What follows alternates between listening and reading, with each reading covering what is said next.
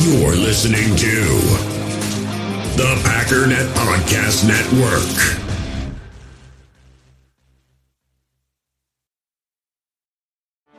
Get ready for the greatest roast of all time, the Roast of Tom Brady, a Netflix live event happening May 5th.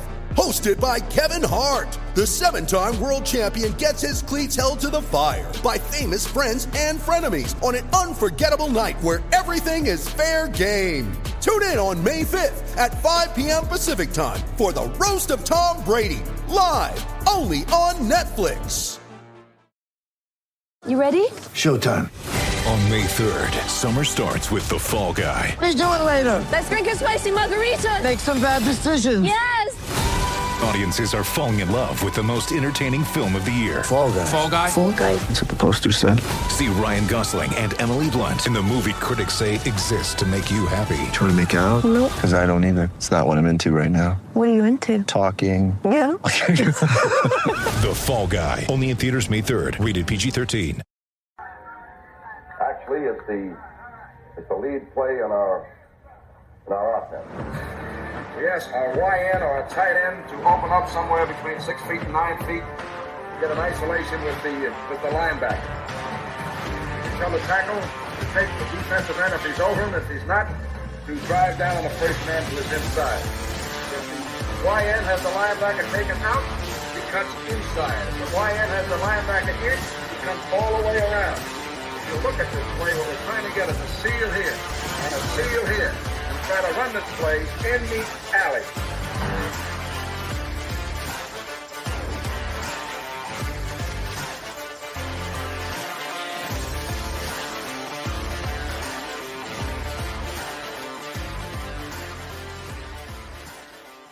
What's up, guys? Welcome into Packers Total Access. My name is Clayton. You can check us out on Packernet.com. Find me on Twitter at Packers_access. Email us PackersTotalAccess@gmail.com. Text us 865-658-5824. Joined alongside Tim live in Green Bay.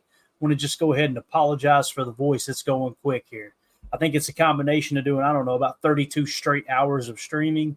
And then, of course, the allergies taking over down here, Tim. But how you doing, bro? Here we go. went in hard with the live stream, right? We did like a week's worth of streaming in like 3 days. Yeah, man, that was a first for me. And again, thank you for inviting me in, man. This was great. I've never been as prepared for a football season, I think, in my life. So this is new to me, and I'm just grateful, man. It was a blast, dude. It was a blast. And the fact that our GM absolutely smacked this draft out of the park, in my opinion, feels pretty good. I know there's some mixed reviews out there, but I couldn't be happier about this draft. And this is me being a guy. A lot of my guys didn't get picked up. So, right. And I'm still super excited about this team and these and some of these undrafted free agents we got as well, not just the guys that we drafted. So, Goody is clearly in the kitchen cooking, and we're getting ready to go ahead and bring Lombardi home in 2024 for sure. Absolutely, man. Yeah, no, I'm very excited about the team they're putting together. The big thing that sticks out to me watching some of the film on these guys is everybody they drafted defensively looks really, really aggressive. There's been times in the past like, oh, he's finesse. Wow, he's what they call it, poetry in motion. These guys are just attack. It's really cool to see. So I'm excited about continuing to break those draft picks down as we move forward here into the offseason a little bit deeper. And before we know it, man, we said this a couple months ago, before you know it, the draft's going to be here. And now we're saying it. Before you know it, training camp's going to be here. It's right around the corner, man. It's not as far away as people might think. So I'll tell you something else that's coming up too, is that schedule release. It looks like it's going to be probably the second week in May. They don't have the exact date yet. I know we got a chat in here I wanted to hit on real quick too. And that's our boy Too Old for This in the chat said, came in here talking a little bit, said, I've had the Home Depot song stuck in my head since Saturday. Thanks, Packernet family. I don't know what he's talking about, Tim. I've had several people bring up the Home Depot theme song, and I'm like, wait, it's like the Mandela effect, I'm like, where are you guys hearing this? Yeah, I don't know. Where couldn't be here, right? No, not at all. Like, it's just weird. It's weird how it popped up all of a sudden. So I don't know, man. But I do know this, it is a catchy tune. So might have to hop over to YouTube and listen to it after the show. So we could just keep it running in the background the whole time, right? The theme music. Bro, I'm telling you, when we played it to Oladapo's highlight reel, that thing was slapping, dude. It was absolutely awesome. I love it. The scattered, muffled laughs as we went through was just, guys, it's money, man. Absolutely money. So, all right, let's see here. M. Smitty said Clayton out here trying to gaslight the posse. I don't know what I did already. But we got a bunch to get into. Let's start with this. Let's go to a quick video of LaFleur talking about creating competition with this draft class. And he was just I think, a little cut up that Packers.com did of his presser. And it's pretty quick. And then we've actually got a sit down that's about 5 to 7 minutes long with Larry McCarron. And boy, let me tell you, that pinky is flared up in this video. You guys need to brace yourself. But let's see what Coach LaFleur had to say on this little cut up here from Packers.com. Well, that's always the goal, is to bring in as much talent as possible, and now it's our job to maximize the talent and try to push these guys to new limits. He's got Jackson deep! Got him! Doesn't matter necessarily whether you're a second-round pick or you're a UDFA. I mean, our job is to find the best players to go out there and compete at a high level, and everybody's going to get an opportunity. Kalen King is right there. I'm a firm believer that you can never have enough competition. It's going to bring out the best in somebody in that room. And so I do think that when our guys are pushing one another, they're going to get better. Hit again and dropped again. That's what we're really excited about.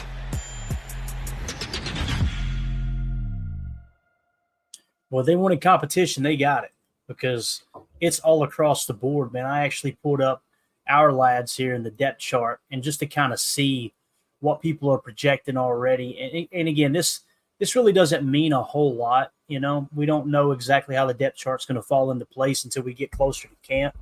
But one thing that sticks out to me right off the bat, our lads is projecting Jordan Morgan to be the starting left tackle. That wouldn't surprise me one bit, Tim.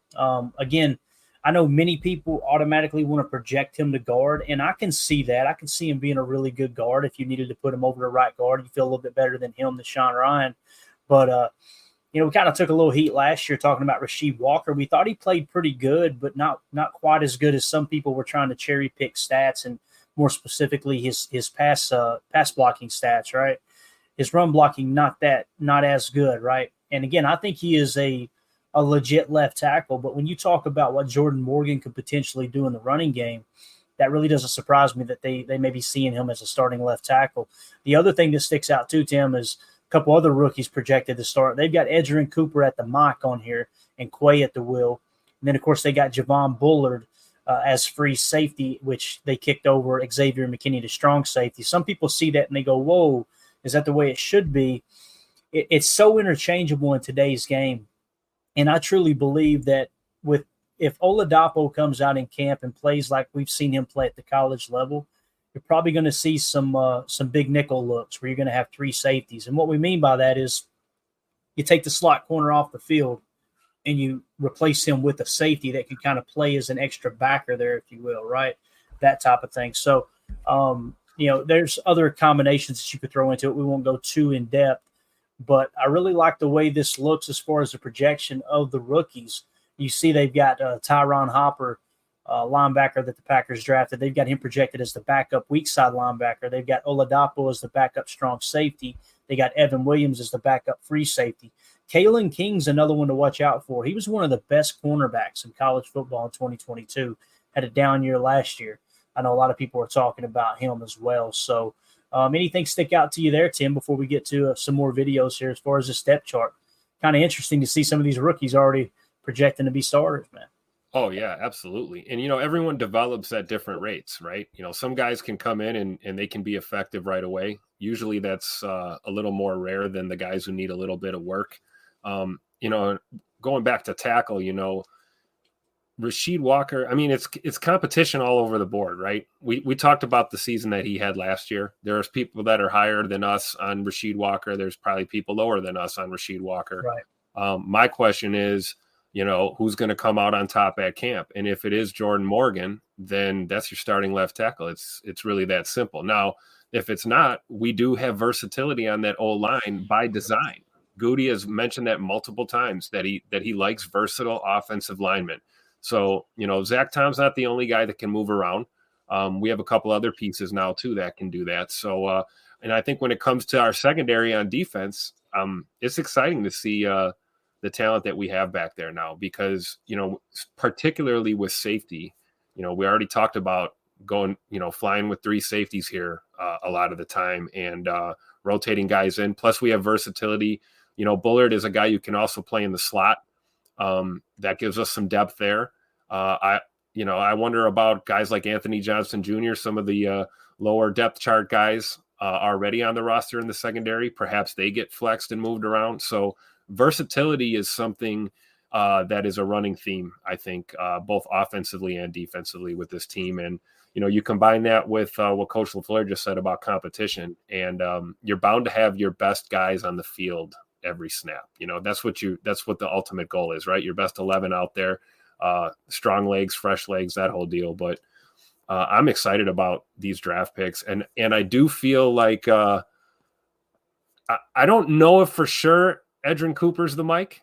I know that's how it's being projected right now. Right. I think Quay's got 2 years of NFL experience under his belt. Granted, all these guys are going to be in a new system this year, but when it comes to comfortability and leadership, I think Quay is slowly growing into his own as a veteran player and leader in this league. We're in the early stages of that. So it'll be interesting to see how he kind of corrals this linebacker room, because in my opinion, it's his linebacker room when it comes to the off-ball guys, the stack backers. And I just want to see his leadership. And I think he'll probably start with the green dot, to be honest. That's just my opinion. But we'll see how camp goes. You never know. That can change really quick too, right? Right. Yeah. And I could see that too. I really could. The thing I noticed on Edgerrin Cooper's tape, and we've got Chalk Talk ready. We've got so much content to get to right now. We're going to hold that off for a little bit. I'm not really concerned with trying to be one of the first to get the tape watch out there. We want to make sure that we're kind of walking through this process in an orderly fashion through the off season and making sure we got content for y'all on a daily basis. But Coach Lim, back to linebacker, watching Edgerrin Cooper, there was many times he played Mike. It really surprised me how often he was at Mike. Now, you don't see a whole lot of highlights from him playing that hook zone, right? Playing like coverage. What you do see is a lot of sugar spine, right? You've seen him blitzing off the edge a couple of times. I've seen that in the highlight reel. There was times that he dropped in a short zone, but it was more attacking things underneath. I think when you think of the Mike, you got to have someone who can really kind of run that seam. If for some reason you do decide to throw in a little Tampa 2 or something like that, they've got to have good enough coverage skills to be able to. We know he's got athleticism. Can he cover a tight end, right? And that's kind of what your Mike is going to do in that nickel 4-2-5, where if they do go to, like we said, more of a big nickel where you're going to have 3 safeties instead of that slot corner. The same thing applies. Typically, your Mike is going to be the one who's responsible for covering that tight end, and that frees up the weak side backer. That's the whole point of your most athletic linebacker being the weak side backer. But watching the tape of Edgerrin Cooper, I could see him playing Mike, but I'm with you. If it were me right out of the gate, I would much rather have Quay wearing the green dot playing Mike and let Edgerrin Cooper just kind of play free, the way Quay was able to play free his first year, right? Yep. You notice last year, our defense took a little bit of a step back. Quay was wearing the green dot, and it's a lot of responsibility, right, having that thrown on a young player. I'm not saying it hindered his ability to make plays, but you definitely felt like Quay was freed up more his rookie year when he was playing a little more with less responsibility. So it's like he steps into that leadership role, like you're saying now. If you play him at Mike, let Edgerrin Cooper fly around, play half field, and make those backside plays for sure. That's why I'm so excited to see Quay in that position in Hafley's system. Yes. Because we haven't seen that. So let's try. I'm trying to picture that in my head. Quay as the Mike and a Jeff Hafley, 4-3. I guess time will tell. We'll see. But that's, I don't know. We'll see how it develops. But you're absolutely right. Edgerrin Cooper, I mean, the little bit of tape, I won't call it deep diving. I did a shallow dive into some Edgerrin Cooper film, and he is just a freak of nature, man. That guy is just a monster. So I'm looking forward to seeing these linebackers, man. I'm so fired up for our defense, and I think that's why I'm so happy about this draft personally, is just the defensive players that Goody was able to grab for us. Definitely. And switching over to the offensive line here, 2-0 for this says Morgan at left tackle and Monk at right guard seems like it'll work. You know, he obviously talking about Jacob Monk out of Duke, interior offensive lineman. We drafted him at 163. I finally worked him up because I hadn't worked him up at all into the board. He landed in the 259 spot, but it's nothing to shake a stick at, man. Like his PFF grade, he was the 193rd ranked guard in 2023, which isn't terrible in college football, right? He graded out somewhere in the 60s, but he had a 9+ RAS. Now, that RAS, to the best of my knowledge, was at the center position. For whatever reason, they worked him up as a center.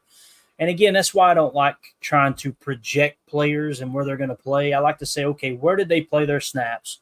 Let's focus on them being a prospect at that position. Then you can kind of key in on the versatility once they get to the next level. But I wouldn't be surprised if Monk gives Sean Ryan a run for his money at right guard. That would work for me for sure. Another one too, Travis Glover, you know, obviously going to be more of a tackle, I would imagine. He's a guy that, if I remember correctly, they traded up for Travis Glover, right? Was it Travis Glover or Jacob Monk that they traded up for? Do you remember, Tim? Because that was, I think it was Glover. Hold on, I think it was Glover too. I could be wrong though. That was fifth round. Yeah, whoever it was, that shows you how much value they've seen in that player that they're willing to give up an extra pick to get them right. So maybe they'll be kind of the front runner to compete at a little bit higher level for a starting job. If you find it, it's cool. No worries if you can't, man. Maybe the chat will have it here in a second too. Coach Lynn in the chat says Jacob Monk can compete at right guard from what I watched. His tape looked pretty good, man, going back and watching it. Elder Grimm says Mike Wall thinks Jacob Monk will be a starting center in a year or two. How cool would that be if Jacob Monk sits as a backup, you know, whether he's starting at right guard or he's just a backup offensive lineman this year, and for him to potentially be able to step into that center role next year if Josh Myers isn't re-signed, that would be really cool, you know, just to have that already in place right there.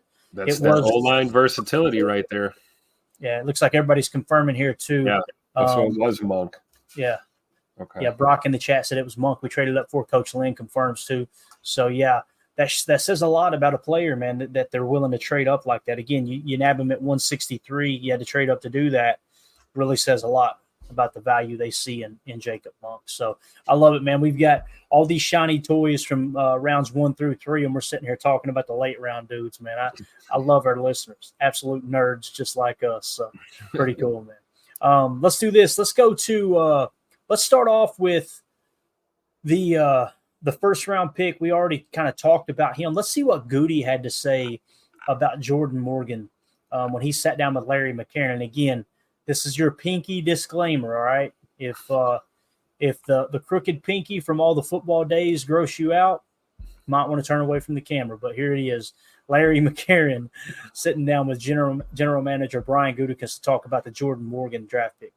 Everybody, we are joined by Packers General Manager Brian Gutekunst and Jordan Morgan. Why'd you like him? Yeah, you know, big man, left tackle, really good athlete that can play out in space. I think he's got an ability to play all 4 positions for us. You know, he's been a left tackle mainly there, but we think he can move inside the guard. He's got power in his lower body, can move people off the spot, and then he's just wired like a Packer, right? 2-time team captain, just really good dude. I think he's going to fit in really well with our guys. A couple of things about his physical attributes, 6'5", 311, so he's got good size. His hand's almost 11 inches, and that's nice for an offensive blocker. And the other thing was his 5'04", 40, I believe. Does that say a lot about his athleticism? Yeah, he tested very, very well, and that shows up on other tape. And as people know, like what we like to do in our run game requires a lot of those guys athletically, and he can do that, whether it's from the tackle spot or from the guard spot. So, again, he checks a lot of boxes for us, not only as a player and an athlete, but as a person as well. Could you talk some more about the position versatility? Is he kind of like the Zach Toms, the Elton Jenkins of the world, as far as potentially being able to move darn near anywhere? Yeah, I think he is. Again, I think it's in the words potentially do that. He hasn't done that like some guys come out of college playing multiple spots.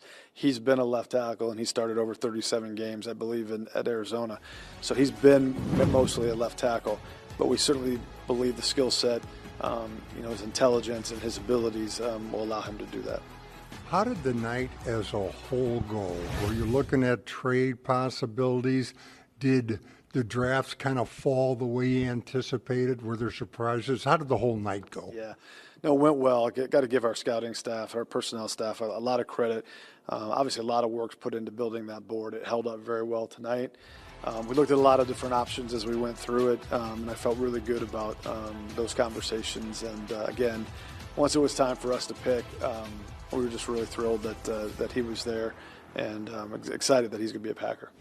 Now, looking ahead to tomorrow, rounds 2 and 3, you have 4 picks, and we're talking premium players there. Last year, Luke Musgrave, Jaden Reed, Tucker Kraft, those types of players. You kind of excited for day 2 of the draft? Yeah, I think our whole staff is excited just with the opportunity of what we can help this football team with, and bringing in some really good guys. So, again, it's an unpredictable thing. We hope it falls for us like we want, but it gives us some flexibility, I think, to move around if we need to.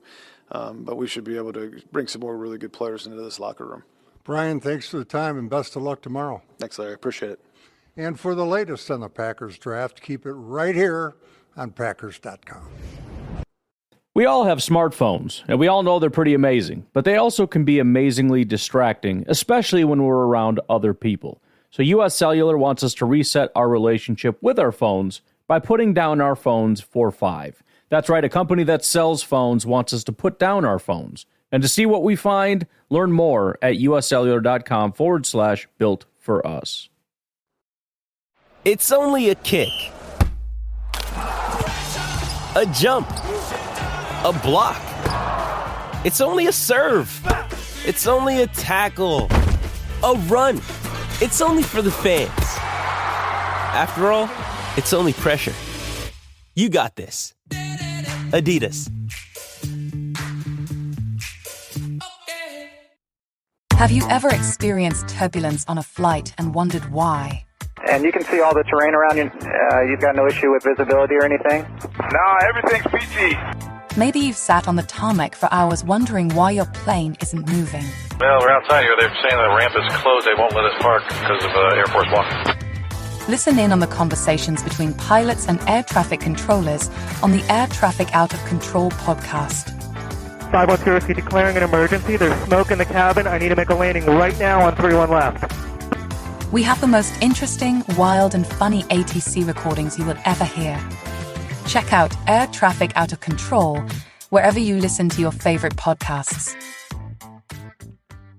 All right, so obviously, tell me if you came out with the – first of all, let me just ask you. I don't want to sway your opinion either way, Tim. Based off what Goody said there, do you think that Jordan Morgan could possibly kick inside, or do you think they see him more as just a left tackle? I think the intention is left tackle for sure, but Goody loves the versatility, and I really think Matt LaFleur does too. Especially when you're grinding through a season, guys go down. It's not always catastrophic. Sometimes the guy misses a week. What are you going to do? Every Sunday matters. Having a rotational guy that can play more than one spot certainly helps. But I think when you're dealing with your first round pick like this, I think he was brought in to compete with Rasheed Walker. And who knows? That's a good problem to have. Maybe Rasheed Walker goes balls out at camp this year. And we got 2 studs on the left side. And it's like, oh gosh, now what do we do? That's a good problem to have. So I do think the intent is to have him play left tackle. It's certainly going down the road in the future. But we'll see what happens, once camp starts. But man, 11-inch hands, like Coach Len was saying, good Lord. And there's some people that say, oh, what does that matter in blocking? It makes a big difference, Get those big paws out there. I'm telling you, dude, there's a lot of grabbing that goes on on the offensive line, right? You're taught, Coach Lynn knows this, stay inside the frame and grab, right? You're not going to get called for a hold if you're inside that frame and you're grabbing, right? And at least theoretically, when you got big hands like that, and again, punching someone with big hands as opposed to, smaller, it makes a big difference. It really does. And you combine that with his footwork. He's got excellent footwork already. Yeah. His footwork looks amazing, man.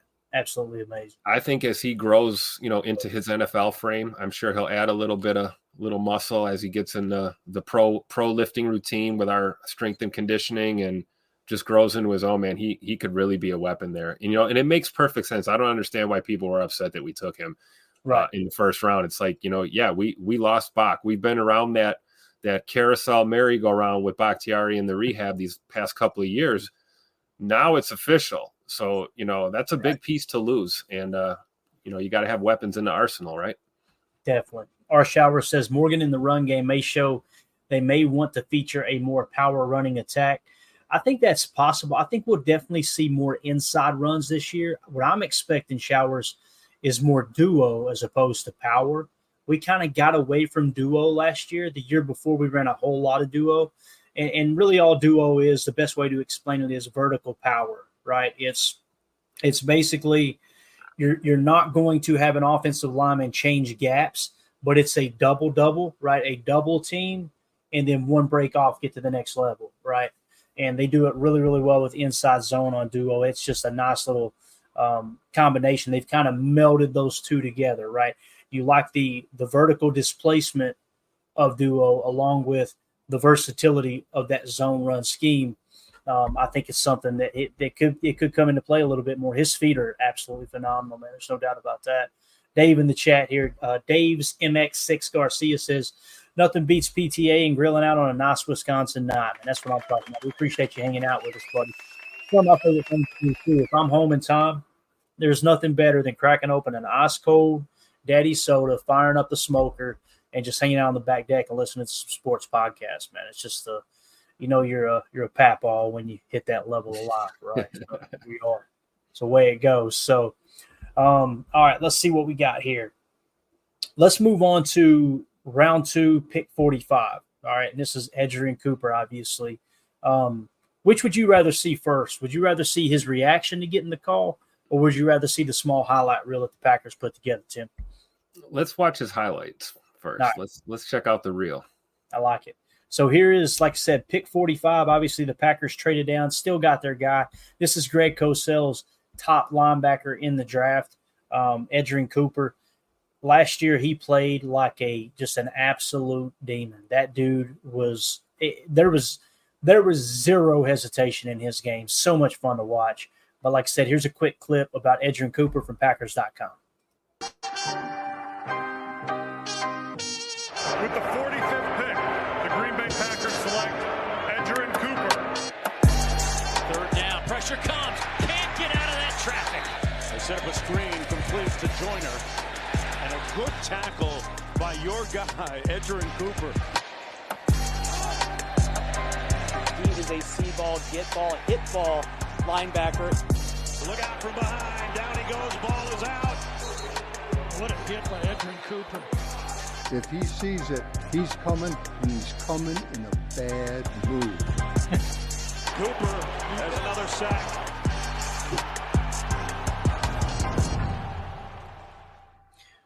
I love what Coach Lynn said. If you have children, take them out of the room. Here comes the Cooper highlights. I love what was it Larry that said it when he's coming and he's coming in a bad mood. Absolutely love it, man. We talk about intensity. We talk about more aggressive on defense, and you start to look at some of these picks, and you see what Goody's doing, right? He's getting those weapons for Hafley. I mean, we could run back Hafley's press conference when he first got to town, and he talked about getting after the ball, creating turnovers, head down, being aggressive. Let's go. We're going to attack offenses, not sit back on our heels. Adrian Cooper is the absolute perfect piece for that type of a defense. That dude is one of those guys that just doesn't take a play off, and give me 11 of those guys on the field every time for sure. Absolutely. Magic in the chat says recognize, play, and attack. The big thing I noticed on his tape, and it's in several several different notes when we do Chalk Talk. Start, stop, shoot. He looks so fluid, so natural. As soon as the ball snapped, he starts. He'll take, a yard or two lunge, get in the right spot, stop, reset, and then bang, shoots a shot. It is phenomenal watching him attack. It's calculated. It's precise. You can tell he's thinking. You don't see him. He plays aggressive, but you don't see him take bad angles in like a selfish manner either. Right. He's always playing within the scheme. He knows. And I've seen this from Javon Bullard too. That tape was very similar, even from the safety position. Him flying up from 15, 20 yards away and filling alleys, filling gaps is absolutely wild. But they're always body lean in the right direction to where they're shielding off a blocker. They know where their responsibility is. There's nothing more frustrating to me than seeing someone play aggressive but not do it with the proper leverage on the player who's trying to block, because all you're doing is hurting your team when you play like that and over pursue. Great gap discipline in the run fits too. I notice with him, he's not fooled very often. I can't wait till we do Chalk Talk on him. Oh my gosh, that's going to be so good. That's going to be so awesome. The problem we're going to have is trying to keep it under 2.5 hours. That's going to be the issue we have, because there's plenty of stuff there. Doug in the chat said that hit on the quarterback was brutal. You've seen it all year long from him too, man. It was like every other game through the highlight reels was him just laying a quarterback out. Whether that one from behind where he came off the edge. Yeah, and there was another one too where he caught up with the quarterback on the sideline and just smacked him. No penalties either. These are all clean hits. That's what I was going to say about that one off the edge. If you really watch, I mean, it's violent. But man, when he comes in, he does exactly what they're teaching these kids now. Is that head is up, the impact is around here and in my shoulders. Just perfect form. It's like, I'm sure the official reached for a flag, but he knew he couldn't throw it because it was clean. Right. Exactly. It's he's going to be a blast to watch, man. And again, he's like a Quay Walker clone. He really is. How cool would it be that, Quay a couple years ahead of him, if Quay's able to kind of explain to him, hey, look, here's some things that I screwed up on my rookie year. And I know we're both starting fresh in a defense, but hey, maybe whether it's preparation or whatever it might be, he's now got Quay with a couple years under his belts to help walk him through. Because like I said, two of the fastest linebackers in the game, there's no denying that, man. Yep. They're going to be playing side by side. It's just going to be phenomenal. And you can't rule out Ty Hopper either, man. Tyron Hopper, someone who was really low on my board, but when you go back and watch it, he is just he's always in the right place at the right time type of guy. Now, again, this is college tape. We don't know exactly how these guys are gonna project at the NFL level, but what you've seen in college is really, really nice for sure. We got the beard joining us here. Jacob, what's up, man? What up? What up? You hear me okay? Hey, we hear you good today, man. Loud and clear. Nice. Live from the Audi. I like it. No, I borrowed my dad's truck right now. You're okay. Check this out, though. He brought me, that's the autographed Paul Hornung football. It's in a case. It's in a case. So we can give that away at some point. Thank you, Pops. Appreciate you if you're listening. That's absolutely awesome, man. We'll give that to a good listener here. We'll do a giveaway here real soon on that for sure. We're just in here kind of breaking down each prospect one by one, Jacob. Talking about Edgerrin Cooper right now. How much time do you got? Are you on break or what? Yeah, I got like 10, 15 minutes. All right, cool. Here's a quick video on Edgerrin Cooper. Hopefully you can see it okay, Jacob. This is his reaction to being drafted by the Packers at the number 45 pick here. Nice. Put that hat on his head, man. Put that hat on his head, man. Let's go, baby. Let's go, baby. Go, baby. Yeah.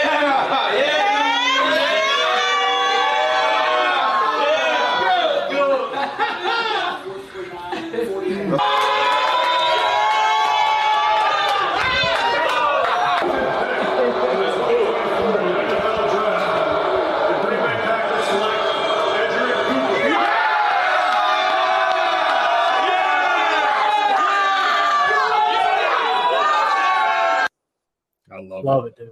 Absolutely awesome. How can you not smile when you see that? I'm telling you, dude. It's so great. Here's what's crazy too. We had this came down the pike earlier. I think it was Steve on Twitter, if I remember correctly. I apologize. I think Steve Cook is who sent it over to me. Andrew Brandt tweeted this out, and I'll read it for you, Jacob. I know you're trying to watch on your phone. Andrew Brandt said, Packer fans got this from a student who went to Texas A&M with Edgerrin Cooper. Quote, beloved and played through tragedy. So I'm going to click on the actual message here. Let me drop that comment down real quick. If you'll get the banner for me. Well, I got it. Never mind. I got it, Tim. We're good. So it said, obviously being at A&M, I've seen him play for a few years, but he was beloved at A&M. His girlfriend passed away a few days before a game last season, and he was automatically raising money for her family while playing the game. I think the game that he played afterwards, a few days after it was announced, was one of his best games of the season. He's a very resilient player. I know this isn't a business of sports story, but given that he went to the Packers, I wanted to tell you a little more about him because I'm sure hearing good things. So, faced with adversity through tragedy, just seems like he's got a good heart. It's pretty cool, man. And again, one of those guys that you remember the book, I think, that Ray Nitschke wrote. It was called Mean on Sunday, or someone wrote the book about him. Mean on Sunday was the name of the book. But outside of football, Ray Nitschke, obviously Packers legend, was just one of the kind-heartedest people you'll ever meet. Someone who had a rough upbringing himself. I think his parents died when he was real young, if I remember correctly. Maybe his father did. And kind of cool seeing that. You hate to hear that Edgerrin Cooper went through that tragedy, but at the same time, the fact that he's resilient like that, Jacob, is pretty cool, man, having that guy on your defense, right? Yeah, if I recall correctly, I think she died in like a freak four-wheeler accident or something like that. So it was something that was, I don't know if he was on the scene or whatever, but it was, yeah, it's one of those things. And it's kind of interesting that we've got a bunch of guys on our team. It seems that I don't know if it's by chance or, by whatever you want to call it, but, Jordan Love losing his father, multiple other people losing their father.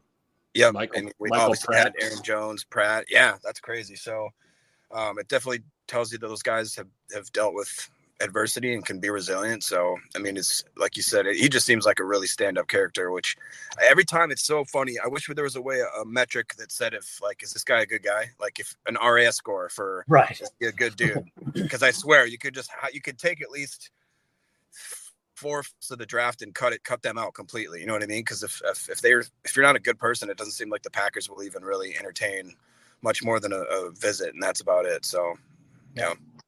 Well, since we got you on here, we're going to jump right into the second round pick with the 58th pick. The Packers took Javon Bullard. I know John Schmidt in the chat said, I absolutely love Bullard. Quote, I'm an effing Packer. Love that. By the way, we played that live on the stream, and I didn't realize he said the F-bomb, so I apologize if there was children in the room. I thought he said I'm a Packer backer or something like that. And then I went back and listened. I went, oops, there you go. Probably need to go back and flag that one inappropriate for children. But nonetheless, here is Javon Bullard's quick little cut-up by Packers.com. I know Jacob's going to get excited about this. Oh, yeah. The Green Bay Packers select Javon Bullard, Georgia.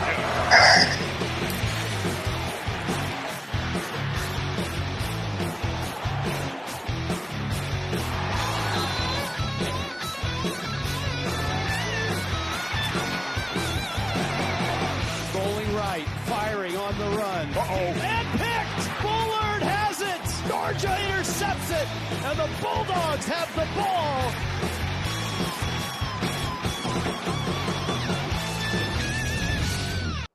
An absolute spark plug for the Georgia Bulldogs when he was down there, man. That dude plays the pass well. He plays the thing that stood out to me the most with him, he'll be playing deep third. He'll be playing post safety. And there'll be a scramble or a pitch play or something, and he's the first person there. I'm like, how in the hell did he go from 25 yards away to just, blowing past everybody and making the tackle? It didn't happen once. It happened several times, and you'll see that on Chalk Talk. But we'll start here with you, Jacob. I know you're going to get off here real soon. I'm going to get your take on Javon Bullard. Tim, what do you think about Javon Bullard, man? Has it set in yet that you're crushed in the draft as a Green Bay Packer? It hasn't because I knew the things that I liked about him right away was just the way that I'm so sick of, we've talked about it for years, how our secondary, specifically some of our cornerbacks, they would stop and wait for contact to come to them. And a lot of times when that contact came, they were driven back 3, 4, 5, 6 yards if they even made the play whatsoever. And what's really cool, what's unique about this whole class, not even Bullard, but if you throw in Oladapo, if you throw in Williams, if you throw in our linebackers Hopper and Cooper, they are absolute missiles. Like they seem like they see the play, they recognize it, and then boom, they take an angle. And it doesn't matter. And like I heard Tim talk about, Edgerrin's so good at just not seeing a blocker.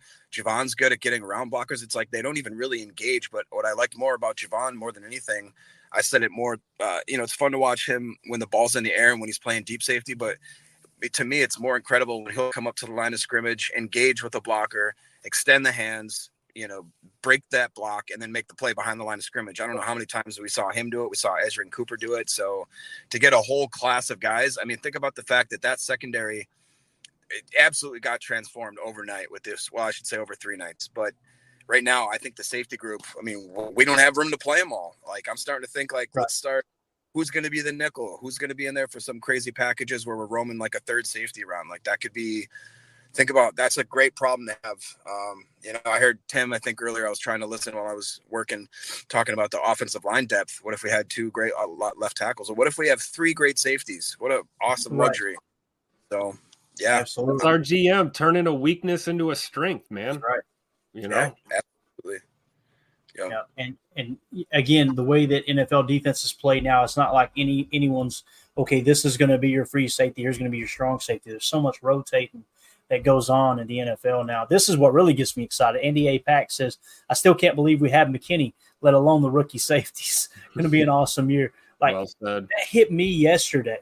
I remember yesterday I was sitting around kind of building content and stuff and put chalked up. I'm like, we got the best safety in free agency too. This is absolutely awesome. And my again, boy Anthony Johnson Jr. is thinking about playing corner. Right. Exactly. Jacob, you got anything else before we let you go, bub? No, man, that's it. I just wanted to say, hey, one more night tomorrow, and then after that, I should have the next 5 to 6 days off, so I'll be able to join. Awesome, man. We're looking forward to it, buddy. You take care of business, man. We'll talk to you soon. Later, guys. Go back. All right. So anything else you want to add to Javon Bullard before we move on, Tim? I'll just echo Jacob's sentiment because, he called this one. We've been talking about Javon Bullard for months, and I'm just so excited that he's a Packer. But going back to what he was saying about, we talk about guys getting off a block. It's like, well, we've got guys like Bullard, and Cooper that's like they refuse to be blocked. On a lot of these. I was watching, him coming down in the box, seeing Bullard come down in the box and then blitz and then literally just juke a blocker and not even get touched. It's incredible. The sense that he has of his body in space. And then, like you say, Clay, being able to play down near the line of scrimmage and then recover back down the field if you need to, or vice versa. You're playing deep third and all of a sudden, they run a little, a little skinny crosser, or they throw a little RPO game going on, and you're getting down there in the mix, making a play, at or behind the line of scrimmage. It's just amazing, man. And we had issues with tackling in our secondary. That's not a secret. So seeing guys back there that are not shy about laying down the boom or wrapping guys up, it makes me feel really excited about this defense. Yeah, absolutely. The thing I noticed too, like when he was blowing up a smoke route on one of the clips, it would have been real easy when the guy took the jab step outside to hop too far outside and give that receiver a running lane right on the smoke screen. But what Bullard did was he got to the point of attack quick, held his ground, and he knew where his leverage was. And you can see it on those plays where he's flying up from the deep post safety to make a tackle. He knows exactly where everyone's at in the defense. And it really, you could just see, I know it was college, and he was a veteran in college. Obviously, that's going to change when he gets to the NFL, and we'll see how quick he can pick it up. But he truly looked like a veteran football player in the way that he was playing within the scheme, even when he knew there was not help on the outside on an outside run play, and he just got to the point quick and turned that shoulder in just a touch to give himself leverage, because he knew it's on me to set this edge. He knew exactly where the weak spot was in the defense. He erased that weak spot with his athleticism, and then just to have the wherewithal to position his body And like I said, just play schematically sound, setting the edge was just phenomenal, man. And he's not a big guy. I'm going to say this, and I'm probably going to get some hate for it, but I don't care. The player that kept popping in my mind watching Javon Bullard on the highlight reels was Nick Collins. That's how he played. Nick Collins would come up and lay the wood. Nick Collins had the athleticism to go from a post safety and literally pick off, a 9 route on the sideline, right? And you've seen Xavier McKinney do it in the highlight reels as well. When we were kind of doing a little chalk talk on that free agent signing, that's the player that sticks out to me the most. He kind of looks like Nick Collins. Now let's hope he lives up to that. I know I'm going to get some hate for it, but again, if you see it, you got to say it. That's the first thing that came to mind. I got to see Nick Collins play his very first NFL game at Lambeau, and I'll never forget it, man. I was sitting there in the stands, and we got through the first defensive series, and I looked over at Mandy. We wasn't even married at the time. This was way back in the day, and I said, 36 is the fastest player on the field, and he was a rookie. It was just like day one, he belonged, and I'm not going to be surprised if that's how Javon Bullard ends up. And I think he's got a very, very high ceiling for sure. Dave in the chat says, you nailed that, Clayton. Let's see. Magic said, that's what I said. That's awesome. Jim Smitty said, that's what she said. And Andy A. Pack said, careful, Clayton. You're going to get my expectations way too high. And I definitely don't want to do that because Nick Collins, I'm a firm believer Nick Collins would have been a Hall of Famer if he hadn't injured his neck. I really believe that. But it's just a lot of fun to watch Bullard. The question, the age-old question, right, is how are they going to transition to the NFL, right? We can be as excited about all these players, but they may step into the NFL arena and it just not click. They not be able to process quick enough. It's a whole different animal. But based on what I'm seeing, man, it's some people were saying, well, this is kind of how Savage looks. Savage did not look like Bullard. You're not gonna convince me that Savage at Maryland looked the way Bullard did at Georgia. And there's a much, much higher level of competition at Georgia, that Georgia faced throughout the SEC than obviously our boy Savage would have at Maryland. So I'm excited, though, man. It's going to be a lot of fun. Why don't we do this? Let's switch gears here, and let's hop over to the offensive side of the ball, and let's talk a little bit about Marshawn Lloyd. Marshawn Lloyd was the 88th pick in the draft, halfback out of USC. You guys know he was 89 on my board. Bullard was 50 on my board, so great pick by Goody there. This one right there in the same ballpark. I'm not saying great pick because my board, said so, Goody. That's not what I'm saying. I'm just this lined up with our conservative board, and you see the upside in these players too, man. It's just an absolute home run in my opinion. But here's Marshawn Lloyd from USC. I think this is the halfback of the future for the Packers. I wouldn't be surprised if 2 to 3 years Josh Jacobs isn't on the team, and we're talking about Marshawn Lloyd carrying the load. To me, he looks that dynamic. He was lower on my board, but when you watch the tape, I mean, he's a phenomenal watch. And again, I have a lot of respect for Daniel Jeremiah on the Move the Sticks podcast and the lead draft analyst on NFL Network. And he had him as his top running back in the draft. I think he was 7th on my board. But Daniel Jeremiah obviously trumps my opinion. Marshawn Lloyd's a real deal. Let's watch it.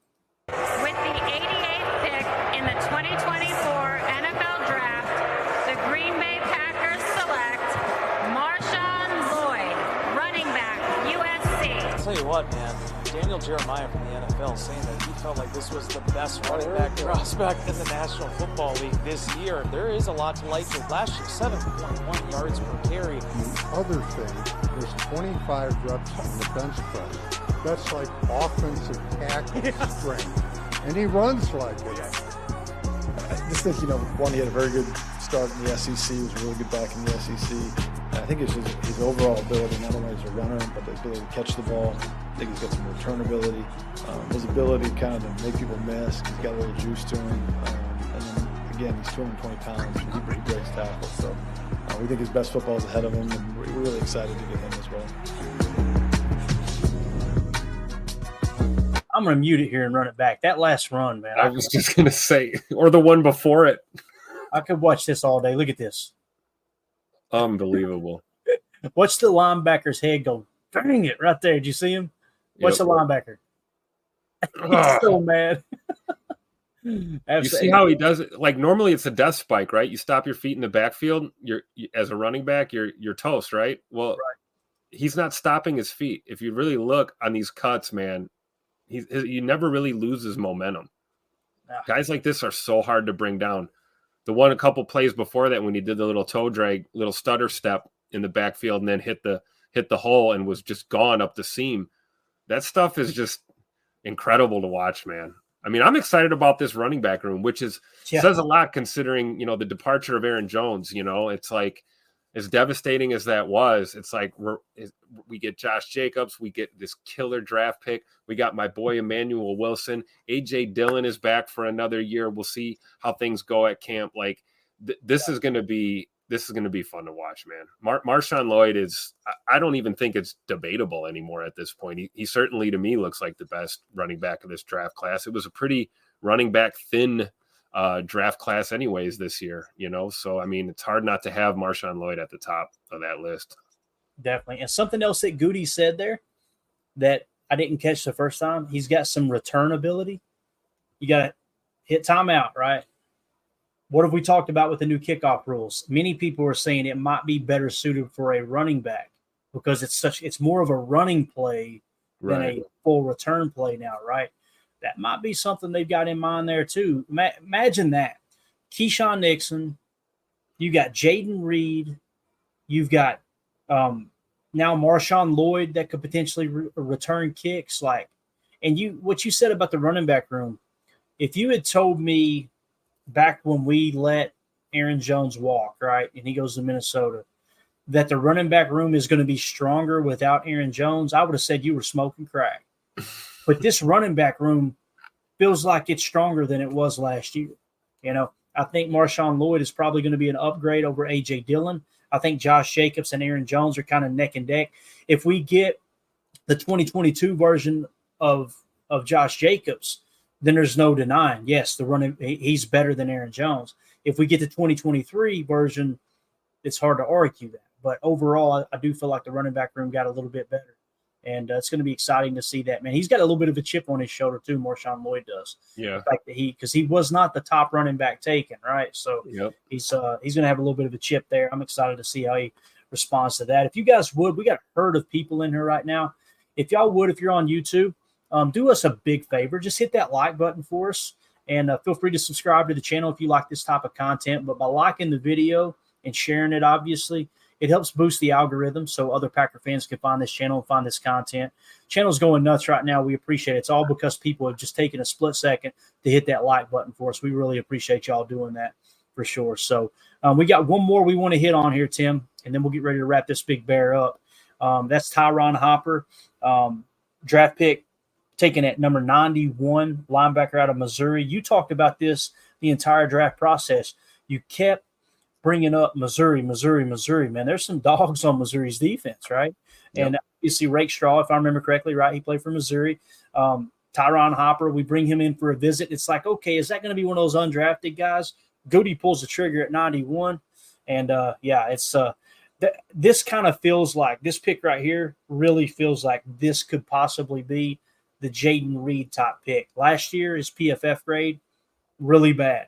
The year before, pretty darn solid. If I remember correctly, let me just double check. I could be wrong there, but I'm pretty sure that's how he lined up. I had him in the 236 spot on the board. So Tyron Hopper, this year 724th graded linebacker, but the year before 93rd. So he was a top 100 linebacker in 2022. And this is the other thing too that I've heard. You guys may be able to confirm it in the chat. I'm not 100% sure, but his RAS came in the 7s, but it sounded like on the top 30 visit, the Packers clocked him at 4.540. That changes everything, right? So here's a quick video on Tyron Hopper. Again, the 91st pick in the draft, another linebacker just kind of beefing up that linebacker room behind Edgerrin Cooper and Quay Walker. With the 91st pick in the 2024 NFL Draft, the Green Bay Packers select Tyron Hopper, linebacker, Missouri. Watch Hopper, the range that he has from his inside linebacking spot. He's really physical. He can run, but his stopping power when he takes on ball carriers is pretty impressive. very serious-minded guy. His stopping power as a tackler was really impressive. He is strong enough to take on a blocker that way, but he's also quick enough to jump around and make the play, and that's trouble. And Rattler faces pressure and an unblocked Tyron Hopper. I love it. All right, we got to go back to that hit on the quarterback, man. I think it's this next clip right here. Watch this one right here. Bang. Ooh, hello. And again, you see the head up? Yep. Look at that tackling form. Beautiful. Oh, yeah. Head completely vertical. See if we can get it just right. Look at that. That's how to tackle boys and girls, youth football players out there. That is a lick, boy. And that's Georgia. That's them dogs, right? I'm pretty sure that's Georgia. It looked like that was Georgia, yeah. Yeah. Absolutely awesome, man.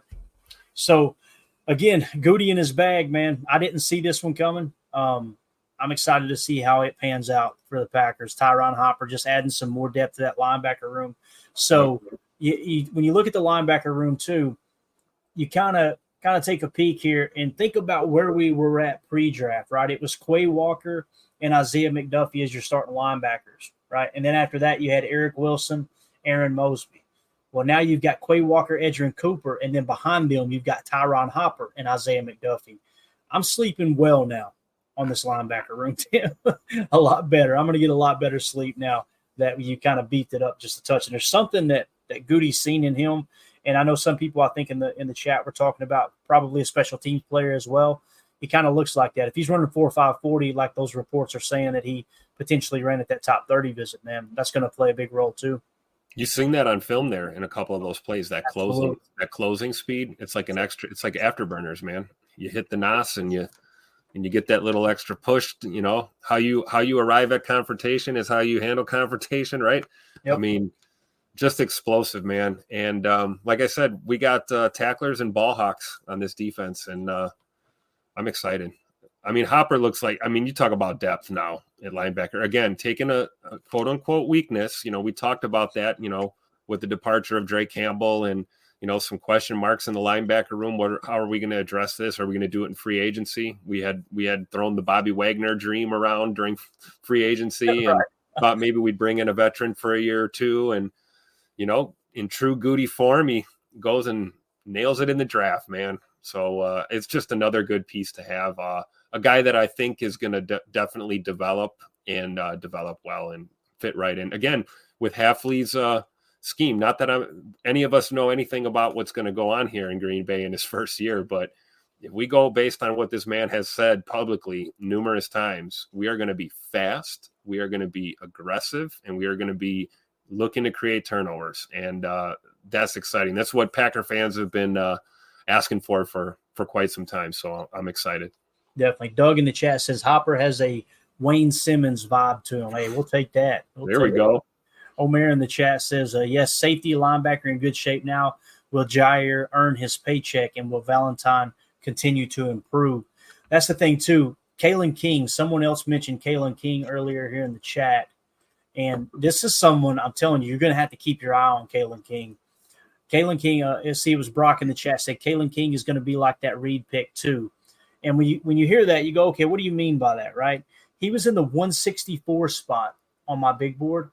And the thing that brought him down with Kalen King was the 2024 grade. He was the 708th graded cornerback, right? But if you go back to 2022, Tim, the eighth highest graded cornerback in all of college football. Like legit top 10 cornerback the year before he came out in the draft. So that I can see what you mean by that. Hey, that might be more of that Jaden Reed type pick where you go back to the 2022 tape and go, all right, this dude was an absolute stud. And you turn around and you get him at 255. You talking about a chip being on that dude's shoulder. I think it was Sauce Gardner on Twitter popped up, put a tweet out and said they sleeping hard on Kalen King. I mean, he sees something there for sure. So I'm excited to see what he can do as well, man. It's going to be a good year. We got so much youth. We got a lot of veteran presence coming back too. This is the Jordan Love led team. Jordan Love is just phenomenal in the second half of the season last year. It's going to be a blast to see how they all come out and respond, man. I think that's pretty much it, Tim. We're at the 57-minute mark. We have 3-4 other videos we could hit on. But we'll go ahead and move out right here. I'll try to save the others and make a note for tomorrow. We had a quick little clip from Coach LaFleur sitting down with Larry that was really good. And then we were going to also get into a little Catano Ladapo as well, but ran out of time. So no free advertisement for Home Depot tonight. You know what I'm saying? So anything else, man, you got before we wrap up? No, I just I agree, man, about the Kalen King pick. You know, it'll be nice to see. You know, he won't be the first 7th round guy that makes history in Lambeau, but certainly will be entertaining to see. I was wondering if we were going to even take a corner for a while, and I'm glad that we did, and I'm glad that he fell to us. I think that's a big reason why Goody probably pulled the trigger there, just because of the fact that he was on the board in that situation.